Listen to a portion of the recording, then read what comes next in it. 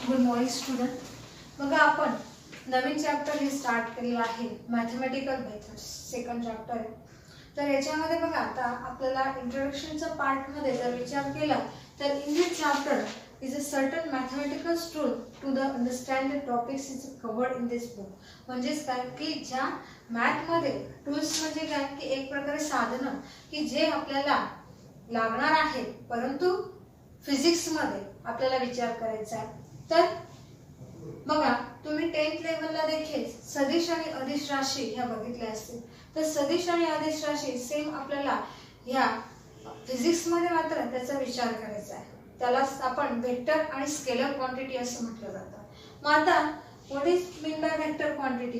The vector quantity is defined as the physical quantity with is a magnitude and direction is called the vector quantity.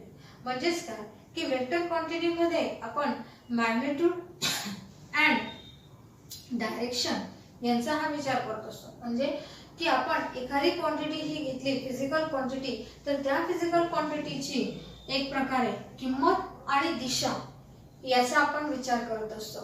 आपला first chapter जे काही units and measurements त्याच्यामध्ये आपण वेगवेगळ्या physical quantity बघितल्या जशी velocity आहे, momentum आहे, ॲक्सेलरेशन आहे. तर ह्या क्वांटिटीचा आपल्याला इथे विचार करायचा आहे. तर बघा आता वेक्टर क्वांटिटी ह्या कुठल्या कुठल्या असणार आहे? एक्झाम्पल फोर्स, त्याच्यानंतर व्हेलॉसिटी, त्याच्यानंतर ॲक्सेलरेशन, त्याच्यानंतर मोमेंटम. ह्या काय आहेत? वेक्टर क्वांटिटी आहे. बघा आता वेक्टर क्वांटिटी त्याच पद्धतीने आपल्याला स्केलर क्वांटिटी बघायची. बघा आता what is mean bye scalar quantity?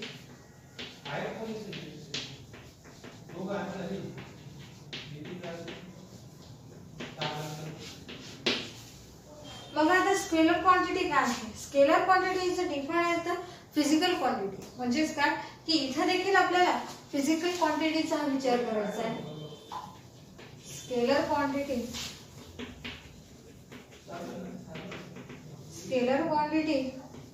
is defined as the physical quantity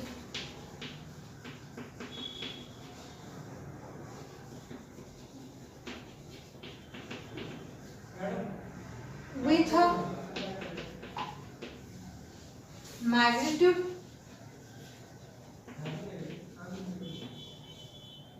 and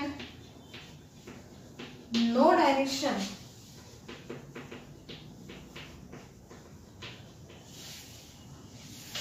is called scalar quantity.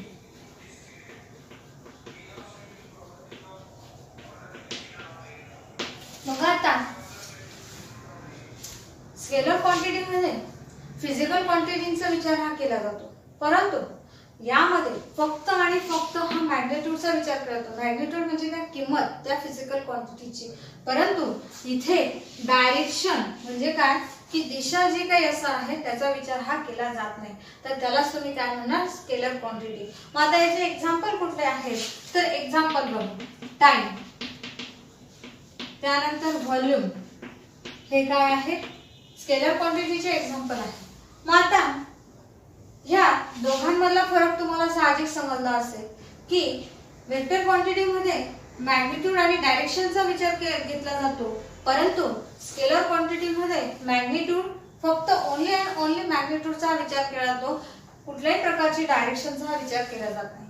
तर एक्झाम्पल जर टाइम, आता तुम्ही विचार केला तर टाइम त्याला कुठली तरी एक व्हॅल्यू असणार आहे, त्याला मॅग्निट्यूड असणार आहे, परंतु डायरेक्शन असेल का? त्याला दिशा असेल का? नाही. मग आता इथे मात्र बघा आता फोर्स, तुम्ही साहजिक आहे जर समजा तुम्हाला एखादा स्टूल किंवा टेबल हा एक प्रकारे त्याला सरकवायचा असेल तर तुम्ही त्याला काय लावणार? फोर्स लावणार. फोर्स लावल्यानंतर साहजिक तिथे आपण कुठल्या तरी एका डायरेक्शनने त्याला फोर्स लावणार आहे. म्हणजेच काय की एक प्रकारे त्या टेबलला मास म्हणजेच काय? वेट, वजन म्हणजे त्याचं कुठलं तरी एक मॅग्निट्यूड असणार आहे आणि त्याच पद्धतीने डायरेक्शन म्हणजे दिशा देखील असणार आहे. म्हणजेच काय की फोर्स ही काय आहे? एक प्रकारे वेक्टर क्वांटिटी आहे, परंतु जी काही टाइम किंवा व्हॉल्यूम ह्या काय आहेत, ह्या स्केलर क्वांटिटी. सुरुवातीचा जो काही चॅप्टरचा जो बेस असतो हा फार महत्त्वाचा असतो. ती सुरुवात जर चॅप्टरची सुरुवात जर ही समजली तर पूर्ण चॅप्टर हे तुम्हाला समजेल. आपल्या 11th स्टँडर्डच्या टेक्स्टबुक मध्ये थेअरी ही जास्त प्रमाणात घेण्यात आलेली आहे आणि ह्या डेफिनेशन ह्या तिथे नाहीये. या एक प्रकारे सर्च करून गुगल वरून मी तुम्हाला या राईट डाऊन करून दिलेल्या आहेत आणि ह्याच डेफिनेशन तुम्हाला प्रिपेअर करायचे आहे, एवढं लक्षात ठेवा. त्यानंतर आपल्याला पुढचा पॉइंट बघायचा आहे different types of vector. Different types of vectors. मग आता आपल्याला वेगवेगळे जे काही वेक्टरचे टाइप्स हे बघायचे. मग आता पहिला जो काही टाइप असणार आहे तो असणार आहे झिरो वेक्टर. झिरो वेक्टर त्यालाच तुम्ही काय म्हणू शकताय, नल वेक्टर. बघा आता what is mean by zero vector or null vector, त्याच्या नावामध्येच मीनिंग आहे. तर बघा a vector having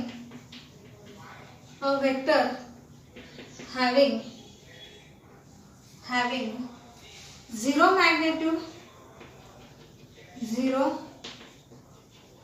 magnitude with a particular direction is called zero vector.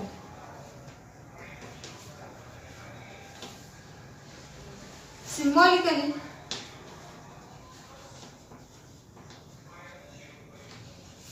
it is represented by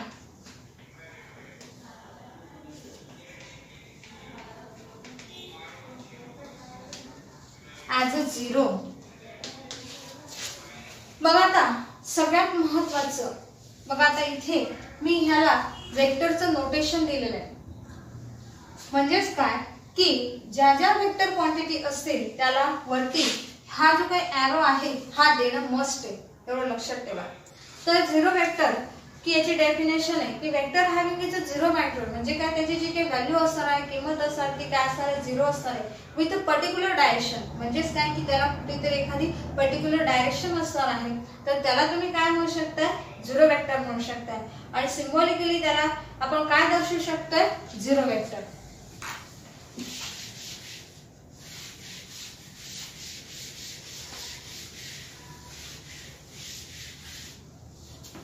त्यानंतर बघा दुसरा असं आहे resultant vector.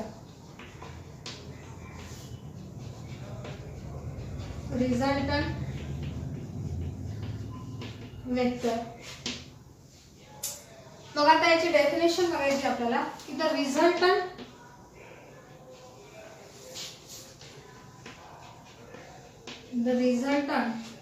Of two or more vectors is that a single vector which produces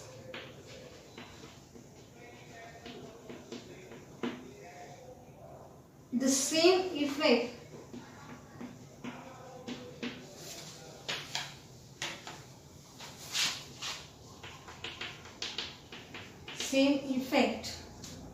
as a produce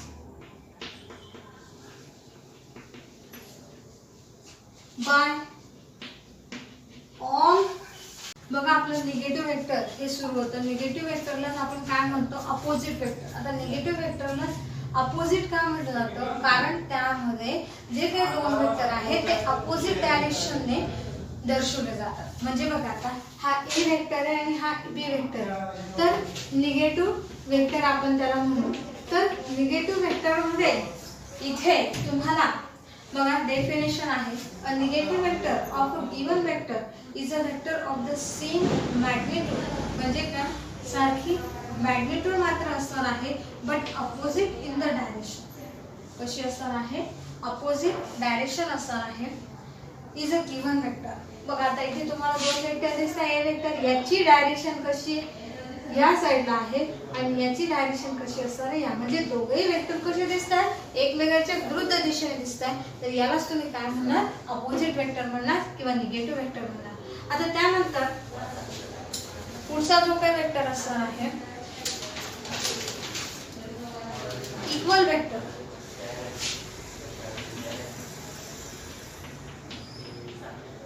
equal vector म्हणजेच काय?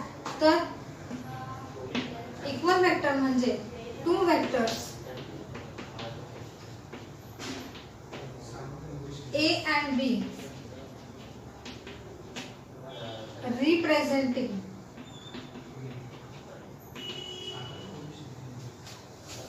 same physical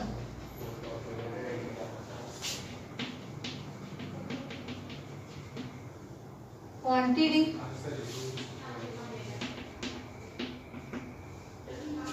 are said to be equal if and only if they have same magnitude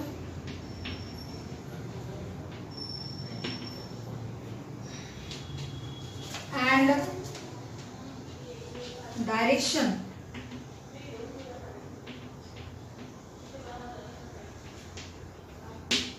Two equal vector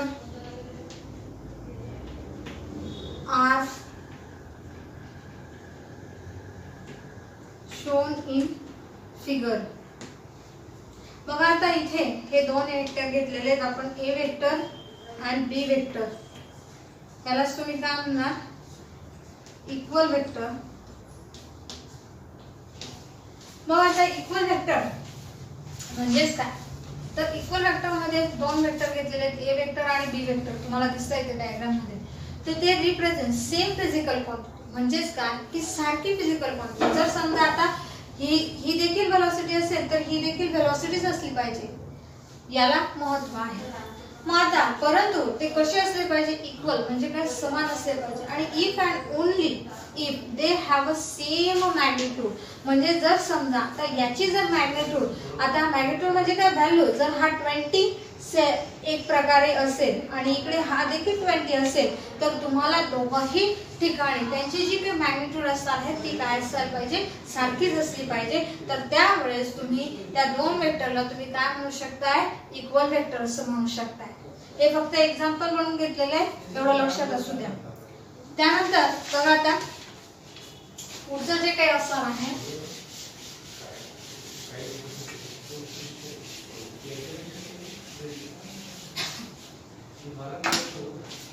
position vector. पुढचं असं आहे position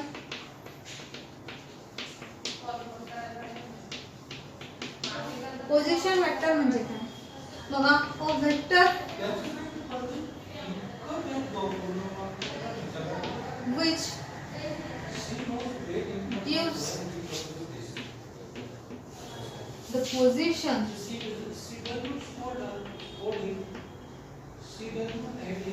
of a particle at point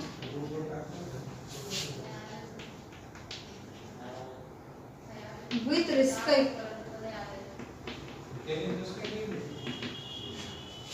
to the origin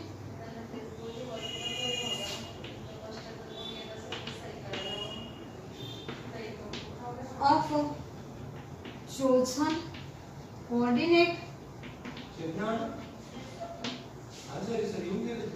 system is called the position vector of the particle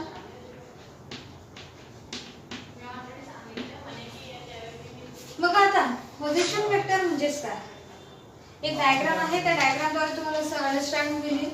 मग आता यामध्ये इथे तुम्हाला एक angle दिसतोय, तर वाय ओ, त्याच्यानंतर एक्स, त्यानंतर पी आणि इथे आर वेक्टर. बघा आता इथे vector which gives the position of particle म्हणजे काय. आता समजा हा एक पार्टिकल, ओके, तुम्ही कुठलाही पार्टिकल घेऊ शकता. आता हा चॉक याचे डस्टचे पार्टिकल, ओके, याला देखील तुम्ही पार्टिकल म्हणू शकता. तर position of particle at a point with respect to the origin of a chosen coordinate. आता तुम्ही म्हणणार की चोजन कोऑर्डिनेट म्हणजे काय, की एक प्रकारे कोऑर्डिनेट सिस्टीम असते एक्स आणि वाय आणि झेड. ज्या वेळेस हे बघा एक्स वाय आणि झेड, आता तुम्ही याला एक्स ऍक्सिस म्हणणार, याला वाय ऍक्सिस म्हणणार आणि याला झेड ऍक्सिस म्हणणार. मात्र आपल्याला इथे झेड ऍक्सिसचा विचार नाही करायचा, आपल्याला फक्त दोनच कोऑर्डिनेटचा विचार करायचा आहे. एक म्हणजे एक्स ऍक्सिस आणि दुसरं असणार आहे वाय ऍक्सिस. मग आता आपण दोन कोऑर्डिनेट सिस्टीम इथं घेतलेले आहेत आणि is called as the position vector. म्हणजे काय, आर वेक्टर इथे त्या पार्टिकलचा एक प्रकारे काय असणार आहे, पोझिशनचा अर्थ काय, की तो त्याची जागा दर्शवतो. काय दर्शवतो, एक प्रकारे त्याची जागा दर्शवतो. तर मग यालाच तुम्ही काय म्हणणार, पोझिशन वेक्टर म्हणणार.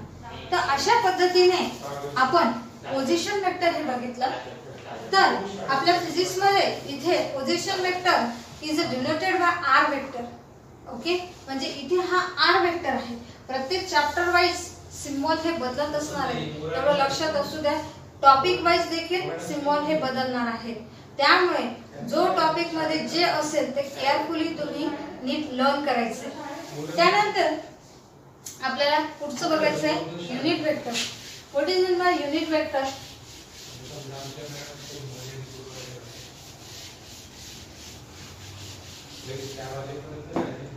बघा आता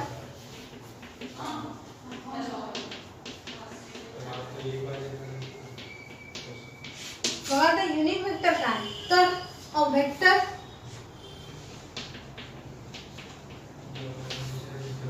having